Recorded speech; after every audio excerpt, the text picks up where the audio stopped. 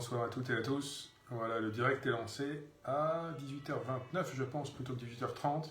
Mais j'ai été trompé par notre carillon qui vient de démarrer et qui est en train de sonner. Voilà. Ça va laisser aux uns et aux autres le temps d'arriver. Je vois que les premiers arrivent. Alors je baisse les yeux parce que je vais suivre le live aussi directement sur mon téléphone pour bénéficier des commentaires, les voir des deux côtés. J'en profite pour saluer Magali, voilà, qui est la première que j'aperçois. On n'est pas loin d'une trentaine. Bonsoir à Priscilla. Voilà, alors Ville de Douai apparaît, et Ville de Douai, c'est Aurélien, notre animateur, voilà, notre spécialiste réseaux sociaux. Je le redirai tout à l'heure, attention d'ailleurs, il y a des faux comptes Ville de Douai qui se baladent et qui parfois peuvent vous demander des informations bancaires ou vous proposer des liens. Là, Ville de Douai, c'est le vrai, celui-ci je reconnais. Bonsoir à Gwen, à Annie, à Cédric, à Patrick, à Nénès du Nord, à Aurélien, à Nathalie, à Jérôme. Voilà, on est déjà 80. Bonsoir à Sébastien Lanclu, notre conseiller municipal de Frémarais. Bonsoir à Framboise Cerise. Voilà. Bonsoir à Priscilla. Bonsoir à Ludo Bourdet, que je reconnais, famille des porteurs de Gaillan. Voilà, on approche de 90. Bonsoir à Aurélia, à Benoît. Bonsoir à Valérie. Voilà. Alors je le redis, mais pendant que... Bonsoir à Valérie. Pendant que les uns et les autres continuent à arriver, je veux vraiment vous alerter sur le fait, si vous êtes sur Facebook, et c'est le cas forcément, qu'il y a donc un faux compte Ville de Douai, je crois qu'il y a un faux compte à mon nom aussi, qui met les commentaires dans certains de nos posts, qui vous demande des informations personnelles, qui vous propose de cliquer sur des liens. Sachez que la Ville de Douai, et le maire bien sûr, ne vous proposera jamais de liens douteux sur lesquels qui vous emmènent on ne sait où. Nous ne vous demandons évidemment jamais d'informations bancaires, d'informations personnelles. Tout ce que nous publions sont des informations vérifiées, simples, claires au sujet de la ville. Donc attention à ces faux comptes, on les a signalés. Mais là-dessus, nous n'avons pas la main, nous ne sommes pas responsables, et c'est Facebook derrière qui peut faire quelque chose et pas nous.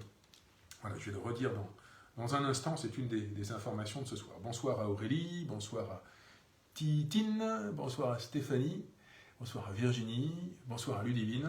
Nous sommes 120, bonsoir à Nathalie, Isabelle, Mylène, voilà, Jessie. Alors, les questions commencent à arriver, mais je vous propose de les reposer tout à l'heure, les questions que vous pouvez avoir, quand j'aurai fini les quelques annonces que je fais toujours au début du live. Je commence par ça, je vais prendre une petite dizaine de minutes sur un ensemble de sujets, et après, rassurez-vous, on passera sur des questions-réponses, c'est la coutume à chaque fois, et il n'y a pas de problème que ça change. Il n'y a pas de problème pour que ça continue, plutôt. Quelques infos générales. Alors, la première, je vous la disais, je vous la redonne. Nous avons lancé un jeu concours qui marche très bien d'ailleurs pour gagner des places au spectacle Disney sur glace qu'organise Gaillan Expo, qu'organise Douaisis Agglo à Gaillan Expo. Et à l'occasion du lancement de ce concours qui a très bien marché, il y a donc une fausse page Ville de Douai qui s'est créée. Il y a quelques jours apparemment, une fausse page à mon nom s'est créée également. Donc attention à ces fausses pages, apparemment il commence à y en avoir quelques-unes de gens sans scrupules qui essayent d'imiter des institutions ou des personnes existantes. Ne cliquez pas sur leurs liens, ne donnez pas d'informations personnelles. Faites bien attention. Et signalez systématiquement les commentaires qui vous paraissent douteux quand ils émanent d'une page apparemment fausse.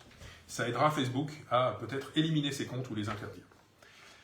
Un autre sujet très différent, vous savez sans doute que nous sommes en train de préparer le plan local d'urbanisme de la ville de Douai qui sera vraisemblablement en application au premier semestre 2023. Vous pouvez encore faire des commentaires sur ce plan local d'urbanisme jusqu'au 16 décembre. Il ne reste pas très longtemps, il reste une grosse semaine. Jusqu'au 16 décembre à midi. Vous pouvez aller en ligne, donc sur le site mesidespourdouai.fr, mais Aurélien va nous remettre le lien, mesidespourdouai.fr, il y a un lien vers le PLU. Vous pouvez consulter les registres papier tous les jours au service urbanisme, ou à France Service, à Frémarais, à la bibliothèque La Péniche à Dorigny, pendant les horaires habituels de ces lieux. Alors, le commissaire enquêteur n'est plus là, mais vous pouvez consulter les registres. Et puis, il y a une dernière permanence du commissaire enquêteur le 16 décembre même, de 9h à midi, donc le dernier jour pour les personnes qui voudraient mettre un commentaire. On n'a pas besoin d'être un spécialiste d'urbanisme pour mettre un commentaire. C'est important d'aller regarder les règles qui peuvent s'appliquer à son jardin, son terrain, sa maison, etc. Et à mettre même un petit commentaire de 2 lignes. Tous ces commentaires seront forcément pris en compte, en tout cas analysés. Puisque nous arrivons en fin d'année, une information sur la collecte des déchets que nous donne Douaisis Agglo, les collectes des samedis 24 et 31, puisque ces 2 jours tombent les samedis, ces collectes sont avancées à 17 h. Attention, le 24 et le 31, collecte à 17 h, et on peut donc sortir les sacs à partir de 16 h l'après-midi. Par ailleurs, Douaisis Agglo est en train de distribuer les sacs poubelles et c'est terminé le 16 décembre. Si vous n'avez pas été là ou si vous n'avez pas reçu vos sacs pour une raison ou pour une autre, vous pouvez passer au centre technique communautaire rue Jean Perrin avec votre avis de passage et un justificatif de domicile.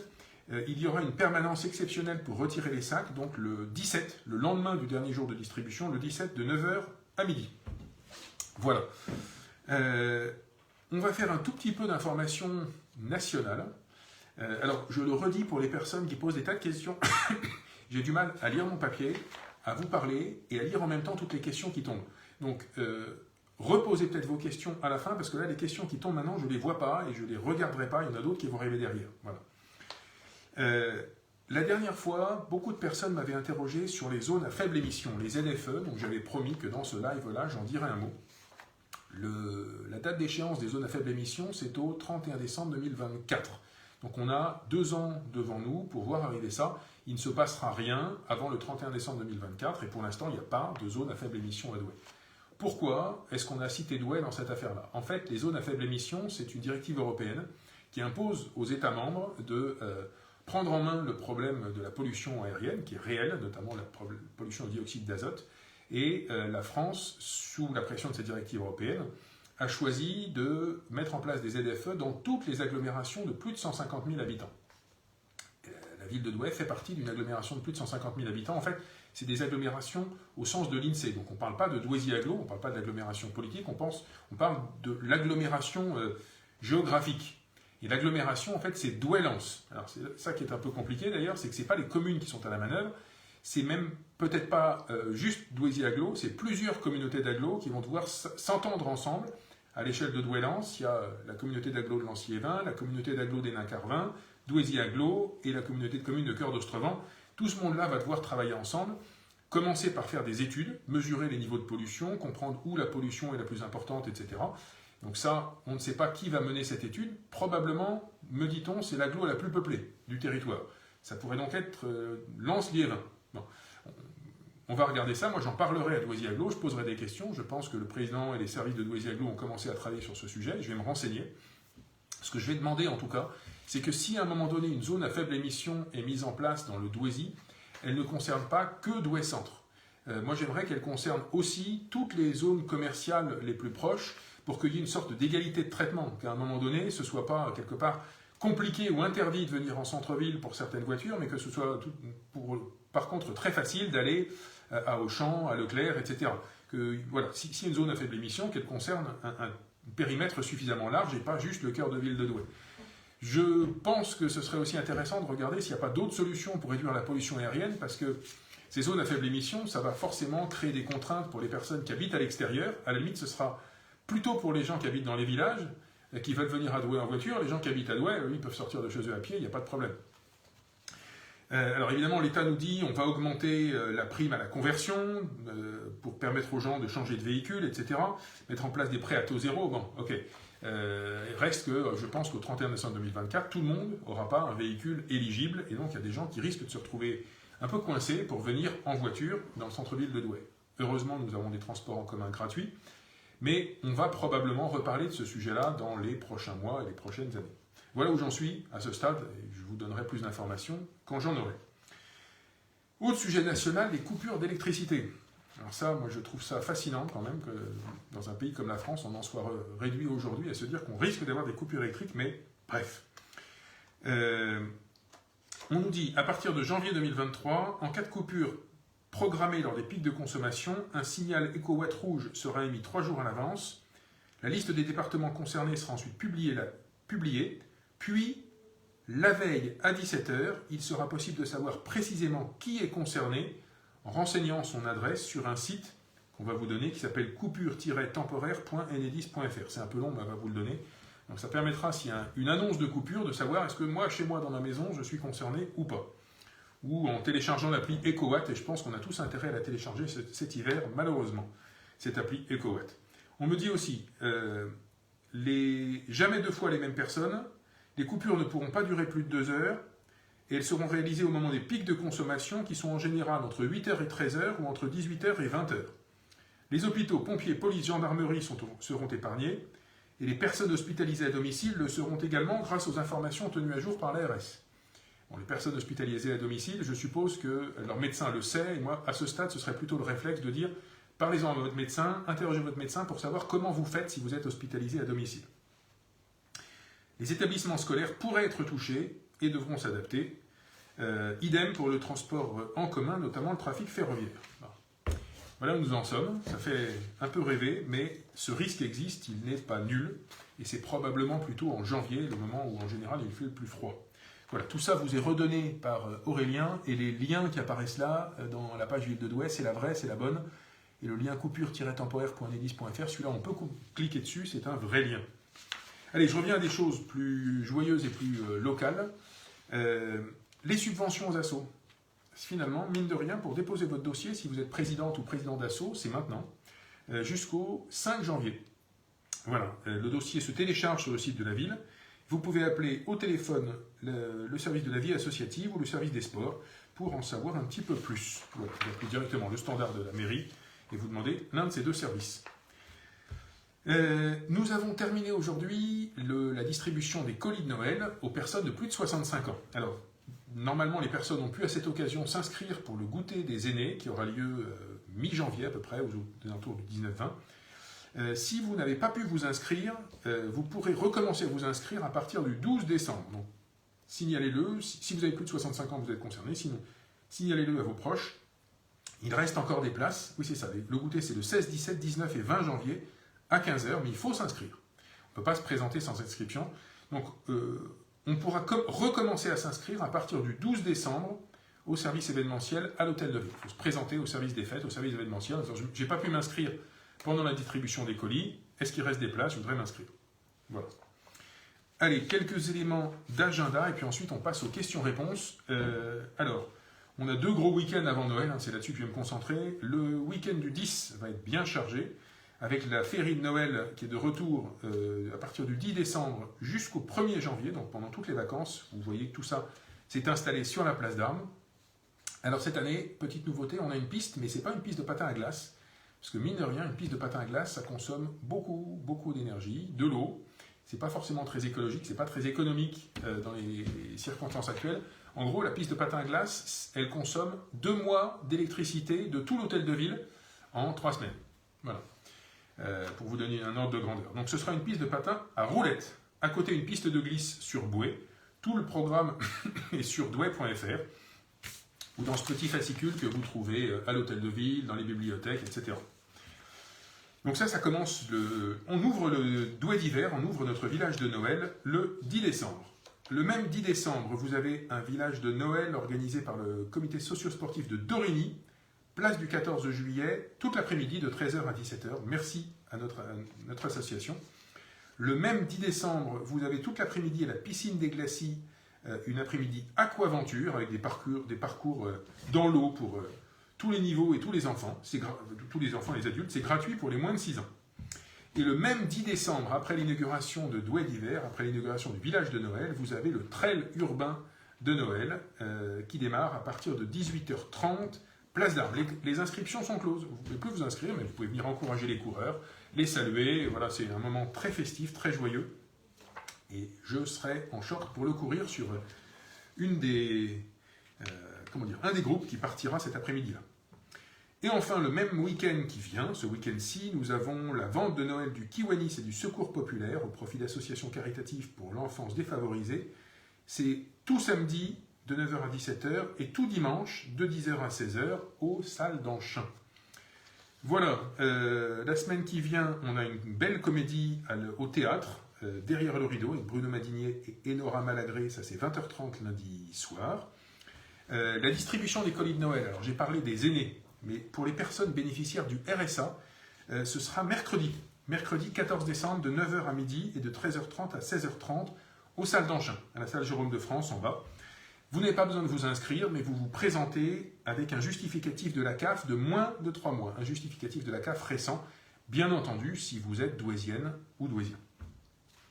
Le week-end suivant, le week-end du 17-18. Alors, quelques mots déjà sur le vendredi. Le vendredi soir, on a une soirée festive pour le début des vacances à la bibliothèque Marceline Desbordes-Valmore. Le vendredi soir aussi, à 18h, on a le conseil municipal. Donc pendant l'hiver, il n'est plus à 20h, il est à 18h. Il est à 18h à la maison de proximité Camille Guérin, au faubourg de Béthune, parce que là-bas c'est bien isolé, bien chauffé. Et donc ça nous fait des économies. Pour ce week-end, marché aux livres d'occasion, le dernier de l'année, le samedi 17 devant le Beffroi. Une exposition de la Société nationale agriculture, sciences et arts à la bibliothèque sur notre fonds patrimonial et tous nos vieux ouvrages. Voilà, donc ça c'est une exposition qui est en cours, a priori, qui s'arrête le 17. Le 18, dimanche 18, nous avons un concert hommage à Mozart, avec conférence à 14h30 et concert à 16h30 à l'auditorium du Conservatoire. Et la fameuse descente du Père Noël, le 18 décembre à 18h. Alors, je sais, on fera un peu attention parce que, de ce que j'ai compris, la descente du Père Noël est juste après les demi-finales.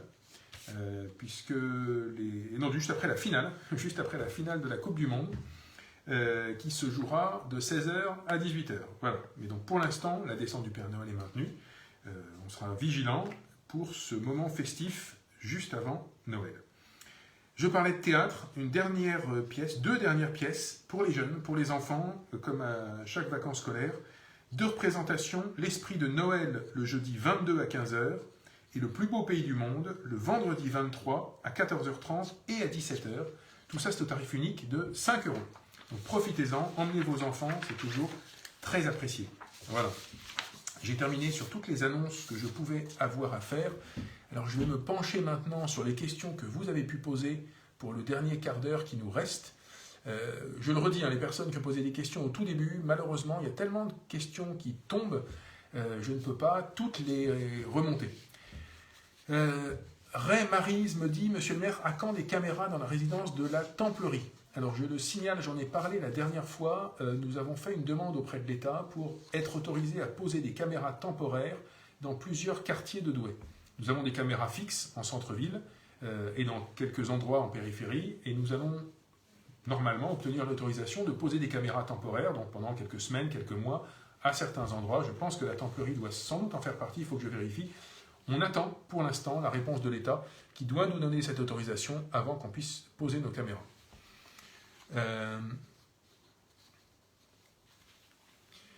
Alors, Freddy Vital me parle des personnes qui ont d'autres allocations, mais pas le RSA, pardon. Oui, effectivement, c'est une question qu'on se pose. Alors, il faut qu'on travaille un petit peu sur ça. On ne peut pas le faire dès cette année. C'était trop court pour se retourner, mais c'est une question que nous ont posé pas mal de personnes. Pourquoi les gens qui ont l'AAH, par exemple, ne bénéficient pas du colis de Noël?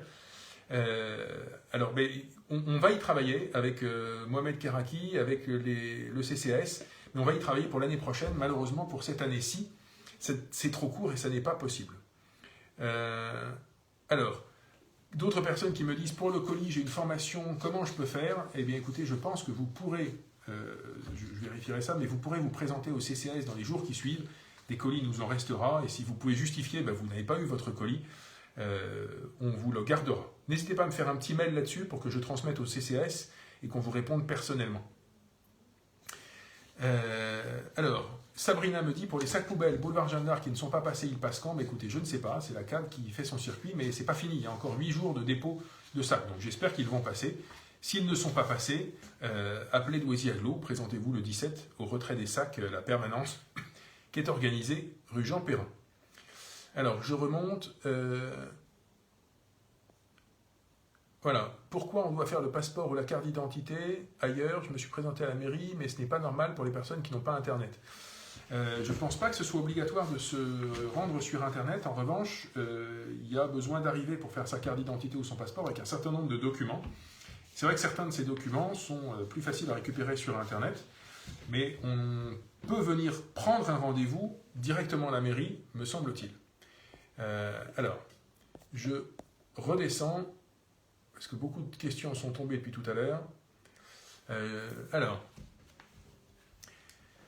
David me pose une question à laquelle je n'ai pas de réponse. Avons-nous un risque plus élevé ces jours-ci de risque attentat, vigilance pirate renforcée? Je ne le sais pas.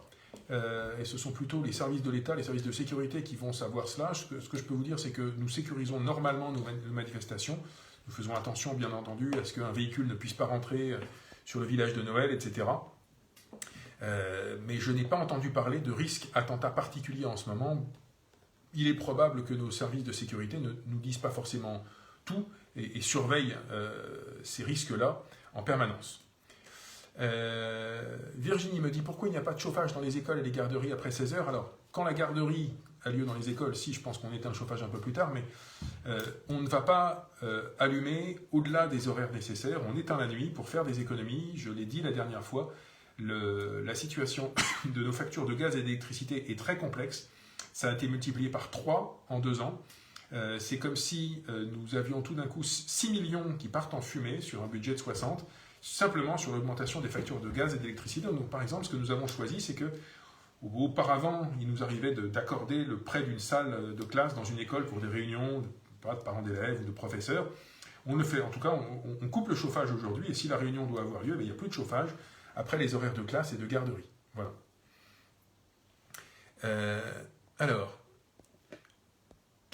Sonia me parle du parking de l'école Pain-Levé plein de trous. Je pense que ce que vous appelez le parking de l'école Pain-Levé, en fait, c'est le grand parking Brossolette. Pas spécialement le parking de l'école. Oui, alors on le recharge en cailloux régulièrement, ce parking, mais il y a beaucoup de gens qui l'utilisent, y compris des camions, y compris parfois des cirques. Donc il s'abîme régulièrement. Et pour pouvoir y planter un cirque, il faut qu'on le garde en terre battue. Si on y met du macadam, on ne pourra plus mettre de cirque dessus. Donc on le recharge régulièrement. On va le refaire, peut-être qu'Aurélien peut me noter ça et qu'on le transmette au service voirie. Voilà, c'est surtout l'hiver que ça s'abîme, évidemment. Alors, je salue Martine qui nous fait un petit bonsoir du Var. Voilà, bonsoir à vous Martine, j'espère que vous n'avez pas une température aussi froide qu'ici dans le Var. Alors, je confirme à Alison, le colis que nous distribuons le mercredi prochain, c'est pour les personnes qui ont le RSA. Uniquement le RSA, c'est comme ça depuis des années d'ailleurs, c'est une pratique très ancienne à Douai. On va regarder, on va réfléchir si on l'élargit ou pas à d'autres personnes. Alors c'est aussi une question budgétaire parce que mine de rien, élargir le nombre de bénéficiaires, ça veut dire que ce sera un budget à prévoir pour la ville. Donc c'est quelque chose qu'on va réfléchir pour l'année prochaine. Alors, les salles de sport seront fermées pour les vacances. Oui, je le confirme. On a quelques associations qui nous ont fait des demandes pour des stages, des formations de vacances pour leurs jeunes. On va regarder ça au cas par cas, mais plutôt avec la règle de se dire oui, les salles de sport, on les laisse fermer parce que là encore, on a besoin de faire des économies. C'est pas très drôle. Je vois quelqu'un qui tape budget, mais oui, effectivement, à un moment donné, l'argent ne tombe pas du ciel. On doit gérer sans faire de déficit. Et on a des décisions pas simples à prendre sur lesquelles je peux vous dire que vos élus travaillent en essayant de préserver ce qui est essentiel et de chercher les économies là où c'est le plus raisonnable. Donc oui, la plupart des salles de sport vont rester fermées. Je vous signale que certaines mairies en France ferment leurs salles de sport tout l'hiver. Alors, Sébastien me demande où en est-on des projets sur l'îlot de la Madeleine. Là encore, c'est un projet qui prend du temps, mais en réalité, il se passe beaucoup de choses. Nous sommes en train d'acheter tous les lots de cet immense îlot avec l'établissement public foncier. Une grande partie nous appartiennent maintenant.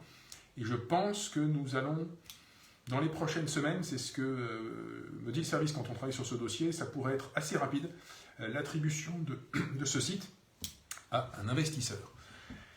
Alors, Romain, qui est souvent là dans ses lives, me dit l'hôtel Mirabeau devrait repartir. Oui, je pense. J'ai régulièrement d'investisseurs de l'hôtel Mirabeau au téléphone. Là encore, il ne me donne pas de date, mais il reste positif et confiant. Je pense que ça va se faire. J'aimerais que ça se fasse aussi parce que j'ai vraiment besoin que cet hôtel tire ses réseaux, notamment d'eau potable et d'assainissement, sous la rue, ex-rue du Canteleu, désormais rue Jacques Desbonnets, de façon à ce que nous puissions la refaire. Elle en a bien besoin. Alors, je descends parce qu'il y a beaucoup de questions. Pardonnez-moi, je ne pourrai pas répondre à toutes les questions. Oui, alors, Damien Huguet me signale qu'il y a le championnat de France nage avec palme les 10 et 11 décembre à Sourcéane. Exact, et c'est une belle date, c'est un championnat important, il y aura du monde, apparemment 300 sportifs. Voilà, donc je vous y encourage. En plus, il fait chaud à Sourcéane. Alors, Nathalie Scap me dit quelle est la différence pour vous entre un marché de Noël et un village de Noël? Alors, c'est une bonne question. Ben, un marché, on ne fait que vendre. Un village, il peut y avoir plein d'autres choses. Et dans notre village de Noël, il y a des stands où on peut acheter des gaufres, du chocolat chaud, du vin chaud, plein de bonnes choses. Et puis il y a aussi nos forains qui sont là. Il y a aussi la piste de luge. Il y a aussi la piste de patin. Voilà, tout ça, ça fait partie. Moi, j'appelle ça plutôt village parce que c'est pas des activités commerciales, mais c'est des activités bien sympathiques et qui restent en place jusqu'à la fin des vacances. Au niveau de la gare, me dit Rélina, des agressions ont lieu et c'est un sujet dont j'ai eu l'occasion de parler avec le commissaire longuement. On a fait le point sur un certain nombre d'aspects précis de cette situation et c'est vrai que c'est un endroit où la police nationale et la police municipale passent régulièrement.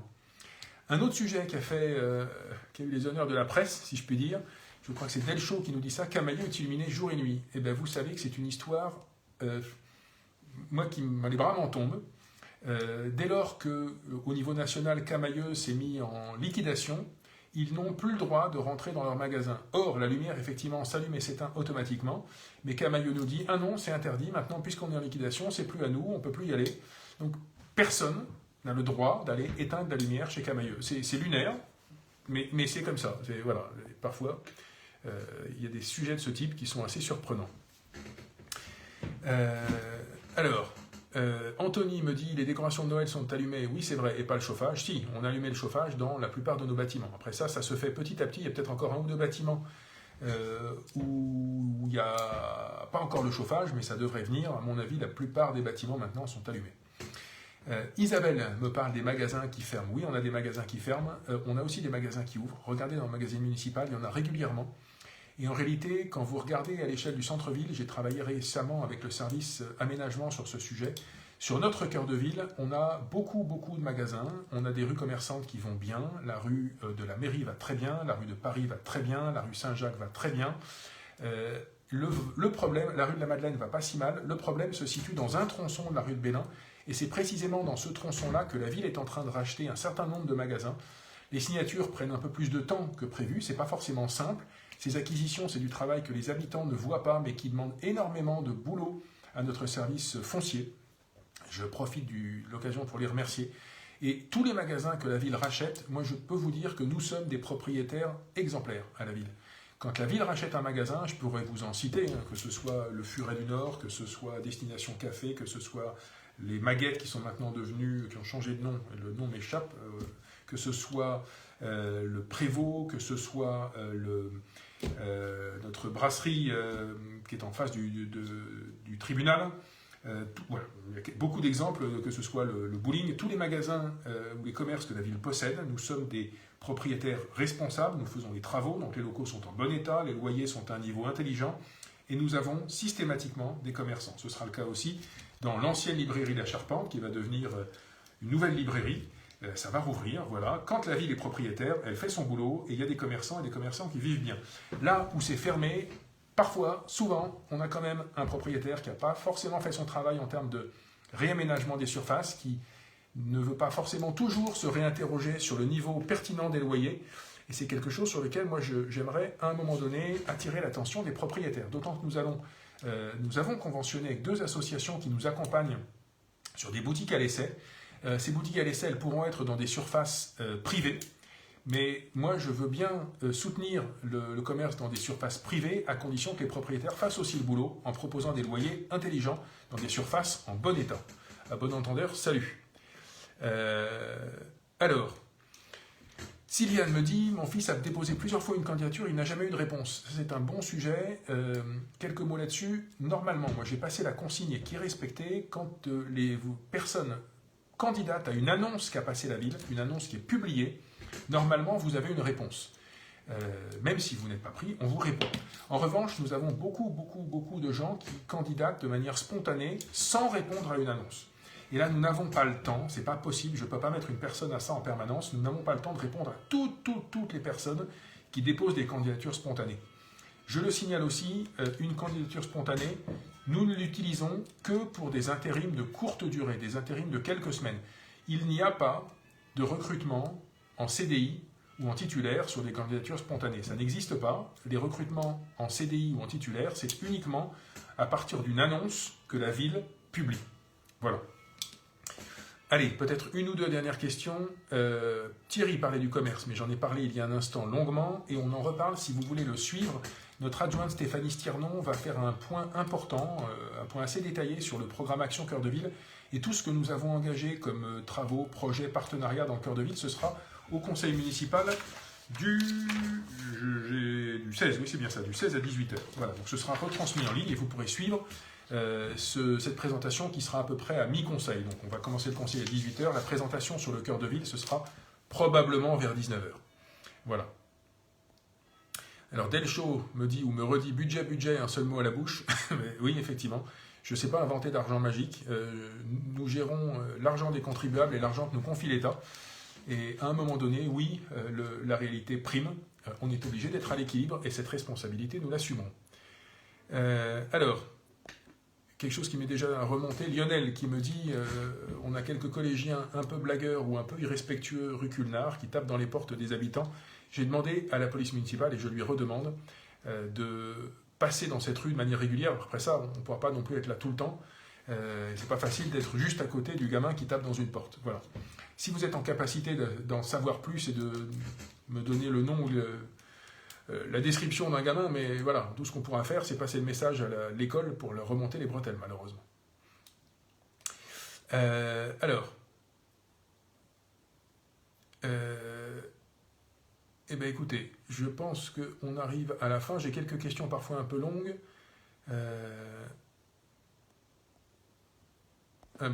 Ouais. Michel qui me pose une question sur un magasin qui va fermer. Je ne vais pas citer le nom, mais typiquement, on est bien sur une question de loyer. Voilà. Allez. Alors, Doudoune Fuchsia qui me pose une question qui, à mon avis, ferait davantage l'objet d'un rendez-vous ou d'un courrier. Ne donnez pas de nom ici, mais si vous avez le sentiment d'une discrimination raciale dans un établissement scolaire, à ce moment-là, vous me faites un courrier, vous faites un courrier au procureur ou au rectorat, au choix. Plutôt au rectorat, c'est d'ailleurs dans un premier temps à eux de régler la situation, mais ne donnez pas de nom ici, je pense que c'est un sujet qui n'a pas sa place, en tout cas dans le détail, dans un live du maire. Voilà. Alors... Eh ben voilà, Teddy qui me dit « Vivement demain le trail urbain, pouvons-nous suivre le match après la course ?» Il n'y aura pas de retransmission du match par les services de la ville, pour des raisons de coût principalement. Et après ça, c'est vrai que cette Coupe du Monde pose un certain nombre de questions en termes de droit du travail, etc.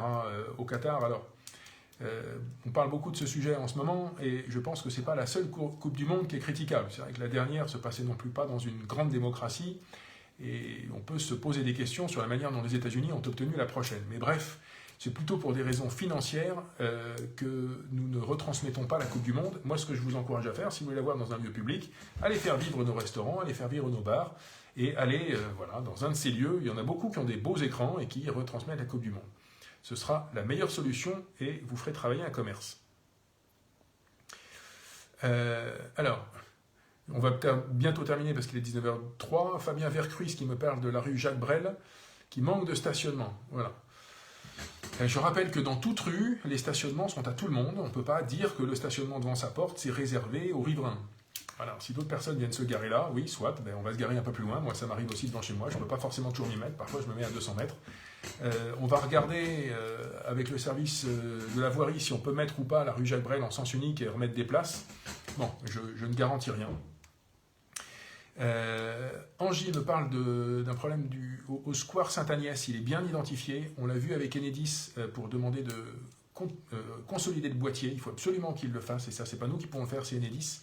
Et la police est bien au courant de ce qui s'est installé à cet endroit-là. On y travaille.